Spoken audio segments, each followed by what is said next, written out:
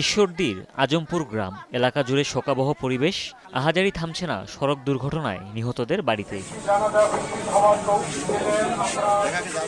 জুমার নামাজের পর জানাজা শেষে আজমপুর ডিগ্রিপাড়া কবরস্থানে দাফন করা হয় 4 বন্ধুকে। তারা হলেন বিজয়, সিফাত, শিশির ও জিহাদ। আর শাওন পার্শ্ববর্তী ভারৈমারি গ্রামের বাসিন্দা। তাকে নিজ এলাকাতেই দাফন করা হয়েছে।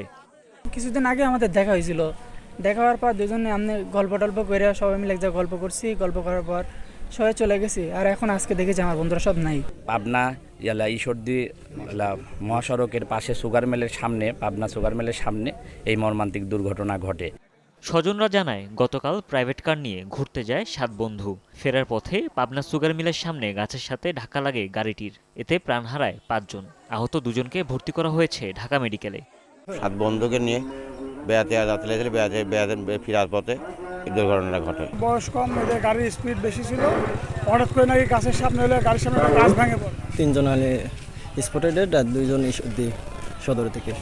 ধারণা করা হচ্ছে বেপরোয়া গতির কারণে ঘটেছে দুর্ঘটনা। নিহতদের পরিবারগুলোকে সহায়তার আশ্বাস প্রশাসনের। আমরা আশ্বাস দিয়েছি যে বিধি মোতাবেক রাষ্ট্রীয় যে ক্ষতিপূরণটা বিআরটি তারা সেটা দ্রুততম সময়ের মধ্যে পাওয়ার আমরা ব্যবস্থা করেছি। নিহতরা সবাই ভোকেশনালে 9ম শ্রেণীর শিক্ষার্থী। হুমায়ুন রশিদ, যমুনা নিউজ।